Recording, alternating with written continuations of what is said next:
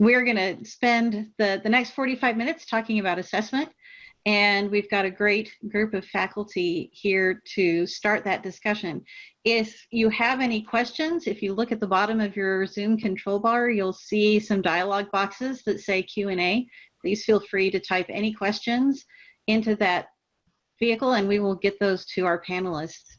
Today we have Aria Cabot, who is the Director of World Languages and Literature's Teaching and Technology Center. We have Bivin Sadler, who is course lead faculty for data science. Jim Linck, who's the Department Chair of Finance and the Distinguished Chair in Finance. And Tim McDonough, who's working in machine learning and AI. So we have a really broad spectrum of faculty. And please feel free to go ahead and start typing any questions that you have into that Q&A section. But first, just a general question to our panelists here.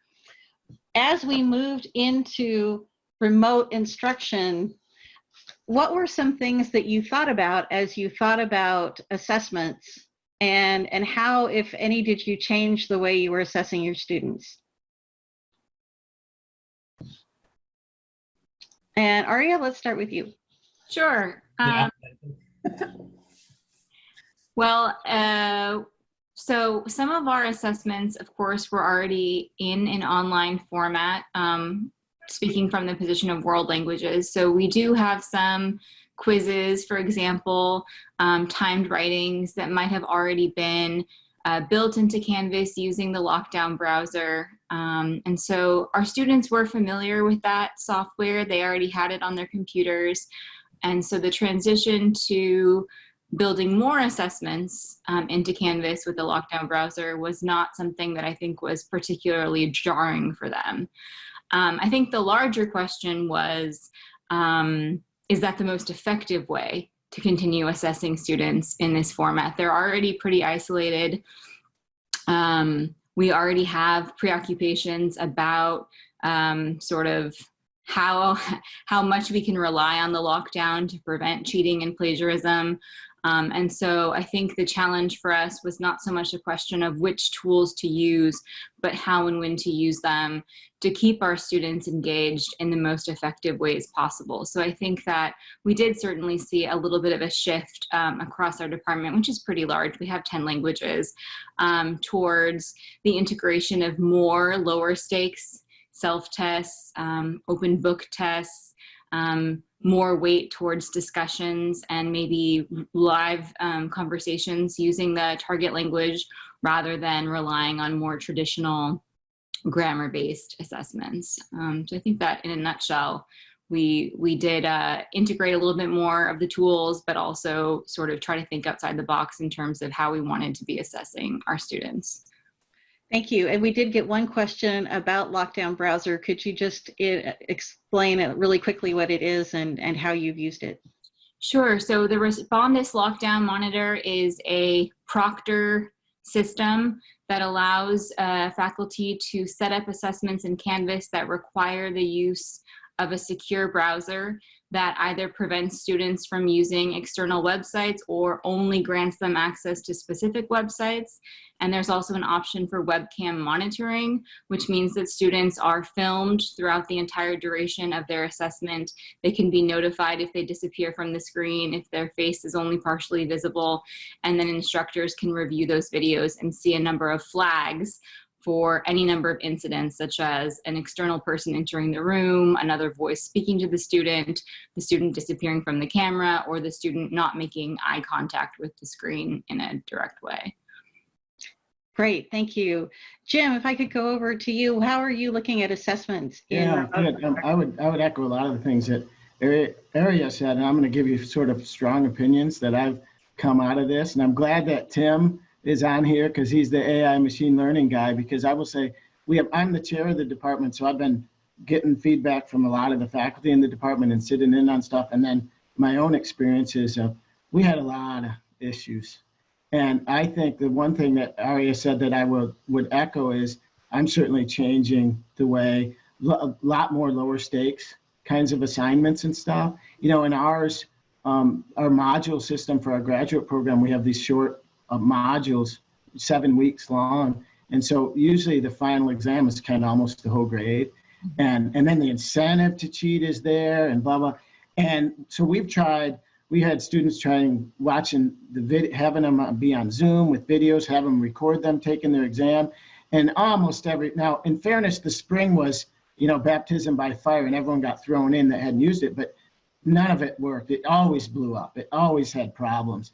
So I've kind of come to the conclusion that I'm not familiar with any of these technological solutions that works perfectly well and prevents cheating. Even the lockdown browser, we've had a fair amount of people use it, and I've actually used it. I stopped using it because sometimes I'll have them use something like Excel and it's just crappy for stuff like that. It's very limited in terms of what it can do. And in a classroom, the lockdown browser, to me, at least in theory, is better because they only have one computer sitting there. But if they're at their house, I wanted to ask some of my faculty that joined a few of these panels and ask them if they could see what I was doing in these panels. Because I purposely received some text messages, responded to some text messages. I got another screen right on top of me that, I'm staring right at my camera, but I can see everything on there. So I've just decided that the technology is only going to add trouble. And for particularly, I would say in our online MBA program where students sign up for that kind of thing, it's a little bit different, but still. So what I'm sort of hanging my hat on the most is, as she said, smaller, less weight on any one assignment, but also I write them as take-home assignments where they have to turn in their work. To the extent you can, you have algorithmic questions, so every student has a unique exam, and then they turn in their work and everything they did, and if they don't show their work, then you'll know. And I do run them through Turnitin and all that, but we got to watch that with a grain of salt. The other thing I wanted to point out, because I don't want to forget it, and I got this idea way long time ago, the first time I ever met Steven Sekula, who's a physics professor here and has been on a lot of these panels. He said what he does, or I think he does, or he suggested to do it, is you have, say, when you have the format for the exam and lay out the instructions, you tell them, I'm going to call on 10 or 20% of you after the exam is over, and you're going to have to explain your answers to me. And so there's some way that you can tell whether it's the person that did the work, because the way I write my exams now is my students pretty much have a unique exam. And so the cheating would have to be getting help from someone as opposed to just looking up answers. And so we do the best we can, but it's tough. It's tough. I don't know of any foolproof way, but so that's sort of where I've come down with what we've experienced in the last few months. Sure. And I know at one point Timothy was holding his phone up, showing that there's that second device up there. How have you looked at assessment differently in remote instruction? So I gave up.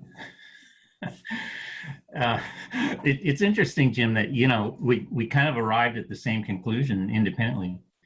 I promise we haven't actually talked about this specific question. I've used them all. Last year I gave up on the tactical approaches. We're not going to win that arms race. So my content now is delivered in a project learning type of an approach. So the assessment, now that when we give up assessments like these exams and quizzes and such, we've got to, the burden is on us now to put more hours in to ensure that we're assessing. And so I've also learned, though, that we can use teamwork. So Canvas has a really easy way of assembling teams for team assignments and such, and they can be assessed together. So you can reduce your time sink burden doing it that way. And that's more, and keep in mind, we're in a business school, right? So that's more in line with what they're going to encounter when they graduate. So that's helped a lot. the lockdown browser was a no-win for me. Even in the classroom, I would have problems in the exams. So I gave up on the lockdown browser, and then, man, I've seen some approaches to cheating that really gave me pause and realized we're not going to win this.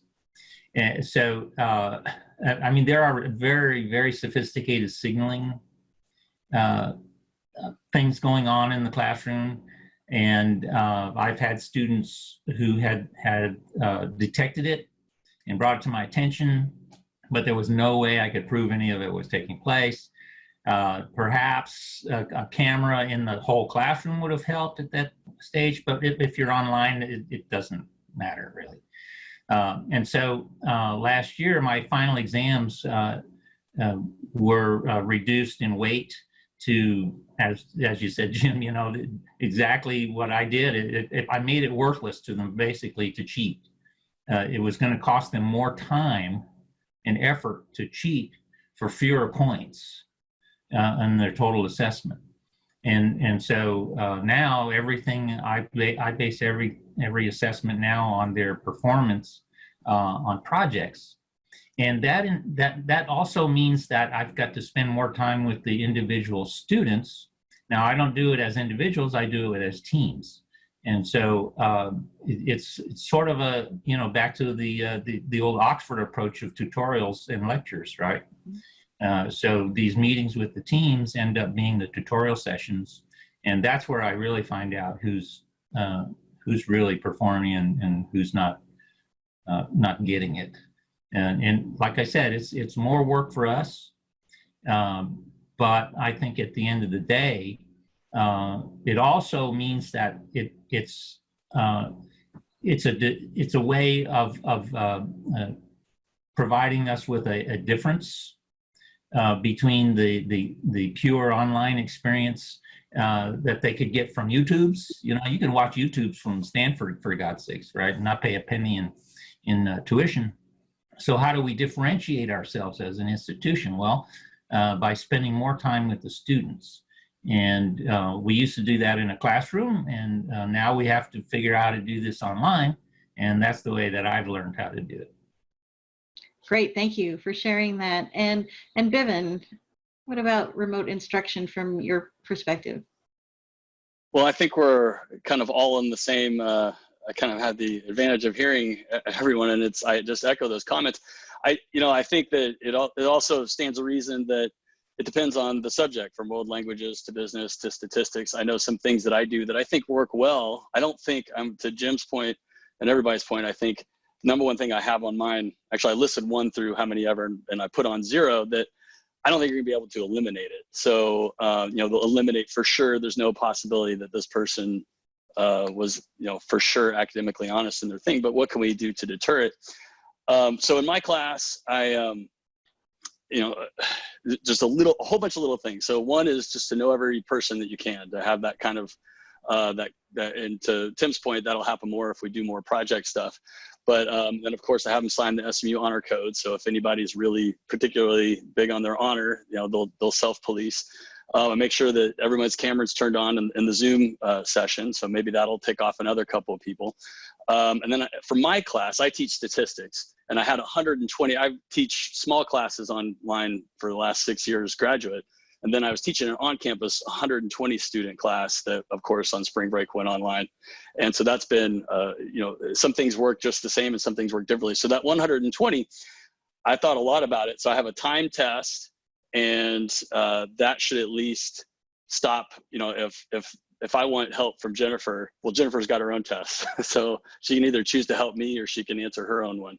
That works well for us. And then it's handwritten, so it's not A, B, C, D. I've got various versions that are kind of randomly assigned.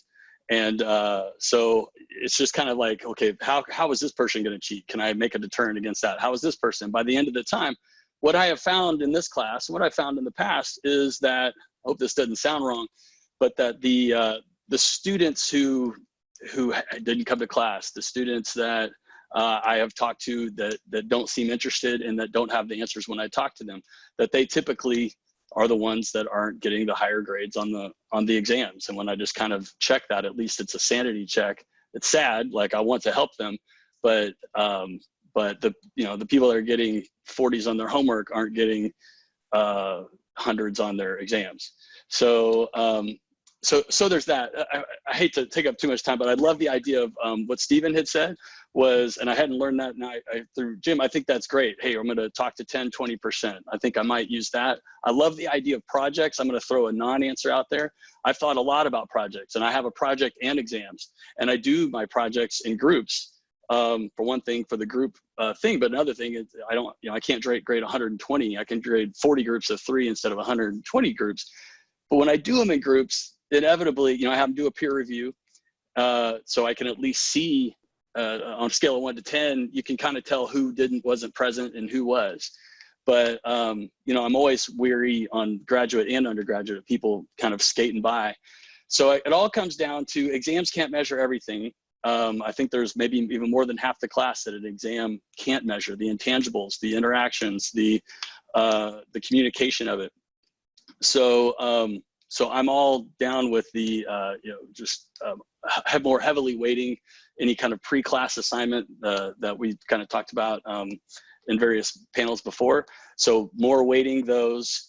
The problem I have with the projects personally is I grade them like, I don't think I grade many projects that are less than a 93. I feel like I have to, for one thing, that they're pretty good, but I feel like I have to defend that, and I can defend an objective test better than I can defend what my opinion is. So that's a knock against myself. But I would love to attend another panel about rubrics and how to grade projects and how to defend when students have questions about how you graded their project versus somebody else's. But anyhow, that's thanks for listening to that. But that's everything I have from the. Oh, and I love the algorithmic. It's hard to make those kind of tests, but to Jim's point, once you have a different test for everybody, that's also a good deterrent. Thank you, everyone. You've given a lot of ideas and a lot of things to think about. One of the questions that we've gotten from the audience a little bit addresses what Bivin was just talking about, and that's approaches to large classes. So classes of 175 students, over 100 students. How do you approach those larger groups? And if any of you please feel free to respond. And so you want to go first, Bivin, with your big ones? We have a lot of big ones too, but we don't have 130 in them. Well, I think it's probably about the same as 60. As soon as you go to second Zoom page, it's basically it's just kind of the same, except for all the emails you have to answer on the back end. But I guess that, for my class, for the 120 class, I have 4 TAs and we're communicating constantly. So when we do breakouts and such, we've got enough, the students know you're present, or at least they have a reasonable idea that somebody could be present for them. And then again, I have everybody take, if somebody has to take a test outside of that time, my final was from 11:30 to 2:30, and everyone had to be there. And if they weren't, then I gave them a totally different final. And it was a 9-page final that took everybody 2.5 of the 3 hours to finish. And one of the goals was, there's a lot of material in the course. The other one is keep everybody busy so that those that would ask other people questions might be deterred to giving it because it would count against their grade. So I guess, again, I'd love that the project idea I think is great, and the downweighting, just assessing again the fact that people came to class and prepared and we talked earlier about this, they have to do a whole assignment before they come to class that gets submitted to Canvas, and we check it. And I've just found students have no shame in just not doing it. And it always blows me away. But I think the students that really are there will fill that in. And I could be naive, but I know for a fact that there are some students still, even despite personal emails, that just don't do some of it. And so anyhow, that's how I handle that class. Yeah, I'll add on to that. Oh, okay. Go ahead, Tim. No, that's okay. So I was going to say that the big classes, obviously it varies. I'm thinking of Aria with language versus some of our courses would be there's there's problems that have a solution to them. And I would say some things work for one that don't work for the other. For the at least the parts of our exams that would have numerical problems that have solutions, it's easy to give algorithmic questions so that people have unique exams. I have some tools that I use that I've used in my classes for other reasons for years, and you can certainly do it in the Canvas quiz tool and stuff as well. Now, you can also still have sort of multiple exams where basically I think what you really want to avoid is the answer is A for everybody for question one. The answer is B, right? That's really easy to cheat, right? But even if you mix it up and stuff like that, and some of our faculty, they'll have sort of 5 different exams where they couldn't have them completely unique, but they would be unique in the sense that they have 5 questions for each question, and then they pass them around randomly to students, so it makes it a little bit harder. And I think I'll echo something that Bivin said that I don't think was said before, is I agree they need to be timed. I truly think that we can do this to make it a little bit more difficult, that isn't that much time, it's not that much more time consuming for the faculty, and it's got benefits to it. But it's the grading. That's definitely, the grading is going to be tougher when you write a take-home kind of an exam. Because I just believe that you got to write an exam that's like a take-home exam, because it's going to be. They're going to, the dishonest students. And I've had reports in my department that there was some widespread issues going on, particularly, the first exams that happened right after we went into lockdown. And so I think that there's some things that we can do without, overdoing it that makes it a little bit better. So and Bivin, I've also tried the peer review feature on Canvas. It's not fully invented. I'll just say that. So I don't use it anymore. But for now that I've transitioned to a project-based learning approach, my assignments are presentations. They're mock presentations to senior executives, and the students are required to submit a 30-minute presentation with a PowerPoint deck. And their presentation, now that we're totally online, it has to be done with Zoom, and I'm going to have to talk to some of the technical folks at OIT about how well integrated this thing is. So the idea would be that that they would prepare their presentation and then make the presentation to a mock panel of senior executives, and then submit their PowerPoint deck as part of the assignment. And so I'm going to evaluate those presentations in the same way that we evaluate the presentations made by our capstone projects. We every year we send teams of students out to companies as they're not internships because they go out as teams, but they solve hard problems for these companies, and then they report back to the companies, and at the end of the term they have to make a presentation to senior executives.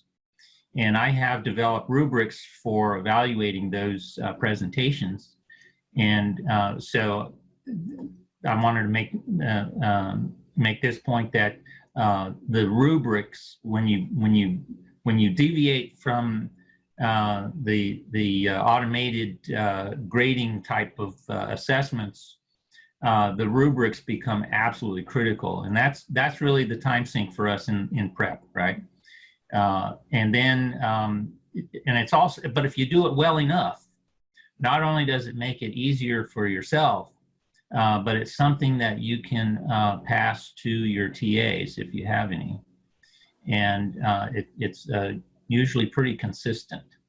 And I have classes in the fall and the spring that have multiple sections totaling 130 students. And when you have multiple sections, that's another thing that is a complication, right? Because if you have exams or other types of assessment that you use in one section, and then 3 hours later, the next session has that same assessment, well, they've already talked to all their buddies about, you know, what was on the previous assessment. So that's another reason that I've gone strictly now to assessing using the projects. Great, thank you. We've got a comment from one of our attendees who mentioned, and you brought this up, both of you have brought this up a couple of times, that it seems like we're creating a lot more work for us and a greater burden for the students who don't cheat, but we're not necessarily preventing cheating by those who are so inclined. Especially some of you I know who have done some true online teaching and remote instruction. Can you talk a little bit about some of that front-loaded work and how it's different, and your opinions about whether or not this kind of work really is helping assessment-wise? Well, it's a difficult, I think the question has several different components to it, but part of the question, a lot of the questions that are coming up in the chat seem to be about where the burden lies, right? So are instructors taking on an additional burden, and then who's actually benefiting from the extra effort that's going into designing these kinds of assessments, and who instead is suffering because of how much extra time and planning it takes. So in terms of, and this is, I'm not sure if this is directly addressing this particular question or not, but in terms of the large class sizes and what you can do, I think that, you know, something can be sort of open-ended and yet still be a multiple choice. So rather than what is the right answer, something like this is the right answer, but why? So that they still have to think about it in a critical way, but you're not evaluating 135 open-ended questions. So I think just thinking about the way we're asking questions, even if the answer might not be, you know, an elaboration of one student's thought process. And the other aspect, I think, is shifting the burden to the student as much as possible in a way that's actually beneficial to them reaching the objectives of the course. So in a situation like a group project or a presentation, if there's a way to, okay, I have a 30-minute presentation with a large slide deck, I can prepare all of that work, but then what if a component of that assignment is to select the most important 45 seconds of my pitch and be prepared to explain why, or the most problematic aspect of this, so that it's the students who have to decide what minute I, as the instructor, am going to focus on. It makes the students think more critically about their own work, and it also justifies me when I say, well, you chose that as your best moment, and that's what I evaluated. So it also gives them the power to say, I'd like to be evaluated on what I feel is the strongest, you know, moment of this presentation. In terms of posting presentations within discussion boards too, I think that a lot of the burden there can be shifted to students to self-critique. And so that if part of the rubric is that they need to make a comment or a question on somebody else's work, that helps lighten the load for the instructor, because a lot of those comments are valid, and so we can just like that comment instead of having to write it out ourselves. So I think there are ways in which we as the instructors can sort of push a lot of that workload back onto the students in a way that is helpful to them ultimately. Yeah, I'll add a couple things too. You know, in some of the basic stuff, particularly in these, that we have a lot of these large sections too. The sections will have 60 in them, but a lot of times someone will be teaching 3 of those section stuff. So they do have a lot, and it's, you know, there's not enough time in the day to have a whole bunch of those and grade something that takes an hour to grade. But I think that I agree with Aria in terms of the way she was describing putting the burden sort of on the student. But when when we're talking about writing a specific exam that's a little bit harder to cheat on, you know, my exams aren't any harder, aren't any more burdensome for the student to take than any other exam that I write. They still have the same, you know, however many hours I allot to it, and it's sort of invisible to them. It's just that it's not the exact same exam as their neighbor's exam. And I think there's some things that we can do relatively easy that make it a little bit more difficult to cheat, but don't sort of overburden anyone. The ones where I agree with that comment about overburdening is we just had, even I'm going to lean on something Bivin said earlier, even the any time that we've tried to record or have the students on video, it's not been very successful. And so if we think setting up a camera and having yourself being recording and stuff is adding an extra burden onto a student that's not useful, I kind of tend to agree with that, at least from the experiences we've had, because it doesn't shut it down. And again, it's different in this world that we got thrown into in the spring, and we couldn't require even students to have cameras and things like that. But I think for certain types of questions, it's easy, relatively easy to write these algorithmic type of exams, if you will. Like Teresa Strecker, who was on a session earlier, wrote a response to one of the questions in here, which I agree with. You know, you could have, I can write an algorithmic question where I want them to calculate a certain number. And I can write that with just a formula, and I can have easily, you know, a million different problems like that. But you could also say, I'm going to have a 10 question. I'm repeating what she said. You could have a 10 question exam, let's say, and you wrote 50 questions. And then you just, every student gets a random 10 questions from that question bank. And so again, it goes back to what a lot of people have echoed here, sort of, to me, that's sort of the thing, to make it where the cheating, about the only cheating avenue available is getting someone to help them. You know, a lot of the stuff besides getting, I don't know how you stop that, right? If they want to do it. But I think a lot of this other stuff is, we just have to think carefully about how we write assessments. I've had some that I thought worked and empirically worked quite well, and some that didn't work quite well, very well. So.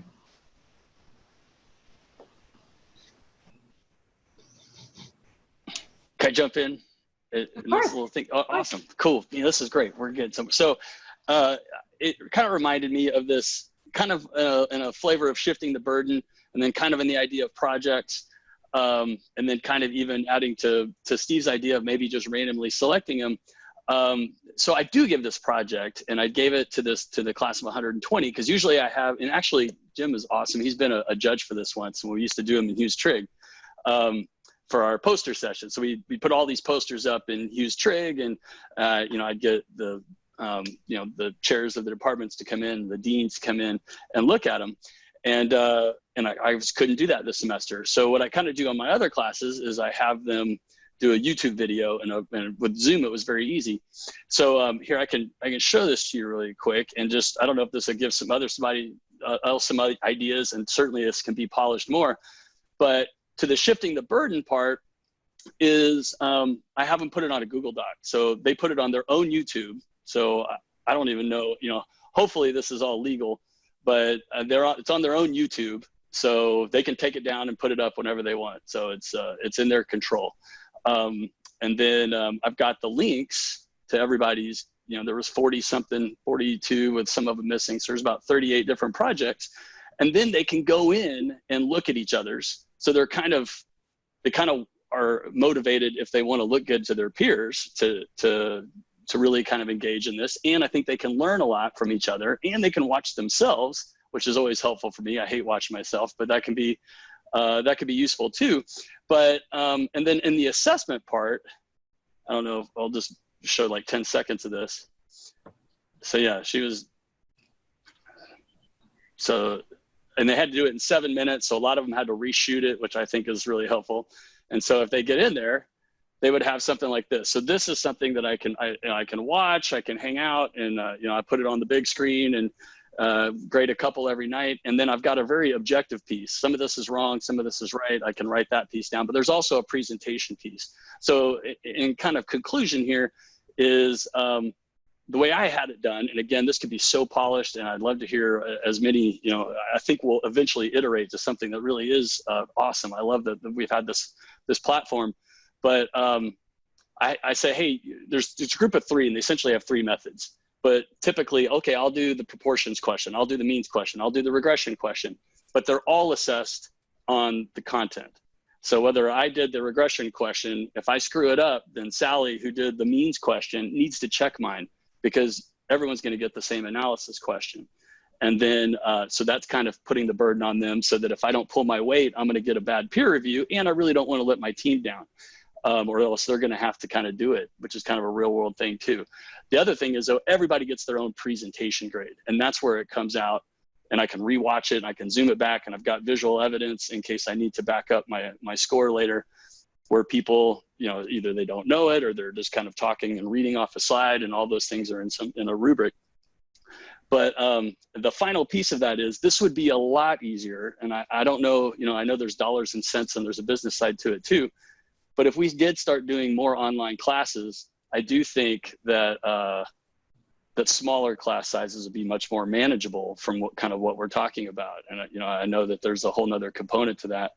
But, you know, if I did something like this, I could grade pretty thoroughly with great comments, you know, 10 to 20 groups of 3 rather than 40 something groups of 3. And that's only one class. And I'm, you know, carrying 3 classes on campus. So anyhow, thanks for that. But that was something that just shot in my head as we were talking. No, that was great. Thank you for sharing that. We've gotten a few questions about tool-based things. And I would say that Canvas, as Jim mentioned, has the ability in quiz banks to let you pick 10 out of 50 questions and rotate them through. You can rotate the answer choices as well and shuffle some things. And even in something like this, if we wanted to keep everything contained in Canvas, this would be great in a Canvas discussion where they can put their video on a page and let people talk about it and find a place for you to talk about it as well. There's lots of places where you can kind of really see these chances for them to interact with each other and present their projects. And I think that I love the idea of giving each one something to present on so that you can assess their presentation individually, because we certainly do hear that a lot. How do you assess individuals in a group format? And that's one really cool way of addressing that. Sure. We did have a question, and this is really, again, it's about this transition to remote instruction, where we would probably handle it one way in the classroom, but it's harder when we're not in the same room with them. We had one person say, I had 2 students who needed bathroom breaks during a 3-hour exam. One was right at under 2 minutes, but the other was almost 20 minutes into the exam. How do you handle these kinds of personal needs with exam integrity needs? And are you handling those things differently than you would if they were in your room with you? My exams are open note, so that's how I take care of it. I don't care if they go to the bathroom if they want. Yeah, I do that. I found myself writing exams that are open book, open notes, because I just assume they're going to be, you know, that same thing that we experience in the classroom. Well, Sally left and she's been gone for a really long time. But yeah, I handle it like that as well. Yeah, mine have been open Google. Yeah, it's open Google too. Yeah, and you have them. You do have them, as Bivin said. They do sign the academic honesty code. I always put in there that you can't get help from any other person, virtual or real. Not that it affects anyone.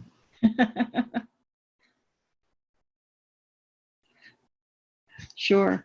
And let me add one more thing on that question, Jennifer. We do have the ability in Canvas, as you said.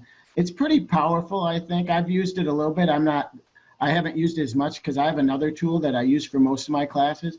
And it's certainly in my, and there's a ton of them. It's called My Lab from Pearson, and there's equivalent tools for a lot of the other book publishers and stuff. And in My Lab, I'm finance, so I do My Lab finance. But they got to have at least 100 disciplines in there. And the nice thing about that is they do a lot of the heavy lifting for you. You know, they create lots and lots of questions and algorithm that you can use. And then you can also, what I do a lot is I take a lot of their questions. Sometimes you can write your own and put them in there. And a lot of times I'll take questions that they wrote and then I'll copy them and just change them and write my own question like that. So you can do it in Canvas, but there are a lot of other tools out there that can do, that are even more powerful, at least from that perspective, than just what we have in Canvas. Because Canvas, as far as I know, I mean, there's probably providers out there, there's not, for any one course, there's not a bank of these algorithmic questions or anything pre-built, but there are in a lot of these other tools. Yeah, that's a great point. Thank you for sharing that. And that also goes back to that question about time and how much time certain things take, both on the grading end and on the creation end. So we've got about 5 minutes left. Are there any kind of final thoughts that you all would like to leave our attendees with before we go? I'd like to mention that I have assumed now for quite some time that every question that I ever wrote for every exam over the years is now on the dark web. So you just have to go into it with that assumption. And that's it. Sad, but true. I think that's true for sure. To that end, I'm 100% that's sure in my case. But it always astounds me. And again, I'm just kind of, there's a good, bad, and the ugly coming out tomorrow. So maybe I'll share all these in the good, bad, and the ugly talk. But the, you know, I tell every semester, I tell my students, and I say, I'm going to have this question is going to be on the exam, and it's symbols. It's statistic symbols for samples and parameters, X bar, mu, S, sigma squared. And there's 10 of them. And I say, I'll give everybody in the class 2 extra points on the exam if everyone in the class gets these right. And we go over them every time before they leave. I say, what's the symbol for the sample mean? And everybody says, X bar. And I was like, all right, this is going to be the semester. In 15 years of teaching, classes of 30, classes of 120, I haven't had any one class. And I take it on myself. That's probably me. But I tell you, I focus on it, and I get up on desks and we'll talk about it. Every time somebody, at least one person, and most of the time more, get that wrong. So my point in saying that story is, to Tim's point, is it's on the dark web, but those that are going to use it, those that are going to go that way, typically have really no idea what they're doing because they haven't put in the work. So I'll just take my exam and I'll switch A and B, or I'll make a positive and negative. And as soon as I make a positive and negative and it doesn't look like the same question that they might see in the dark web, they typically, in my opinion, if they could figure out which one it is, that's the skill I'm trying to test anyway. If they could then decode it from that. So I think just a little bit, it satisfies me to the fact that at least they're applying some knowledge in a critical way, even if it's nefarious to begin with. Sure, Aria, Jim, any final thoughts?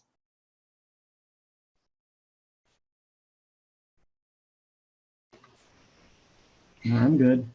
Okay, well then we have one really quick question that we really didn't cover at all in our last couple of minutes. Do you let students see their tests and the correct answers after grades are posted? I do. I write new exams every time I write an exam. We do as well, with the exception of some final assessments that they don't see feedback on, but every other quiz and exam, whether in Canvas or in class, they can see their responses. Yeah, I do for everything except the final. Exam 1, exam 2, but not the final.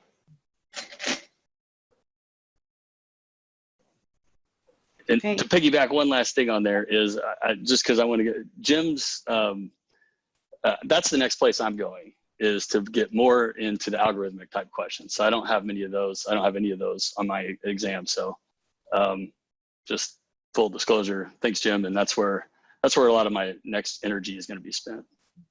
Yeah, and obviously I think for certain things, they're easy and work very well. They don't work for everything, obviously, right? And so when I write exams, a lot of times I'll have a portion of them that are, because I can, based on my material, a portion of them are going to be algorithmic, and then the other I'm going to just write some other types of questions. Then at least you're not spending your entire life grading, 200 exams. Great. Well, I want to thank everybody. I want to thank all the panelists for your time today, and thank you to the attendees for your time as well. We have recorded this session, so once these couple of days are over, we'll have recordings of this available for people to be able to rewatch again. And at this point, we will close this room and get things ready for the next session. But thank you all for spending some time with us to talk about assessment.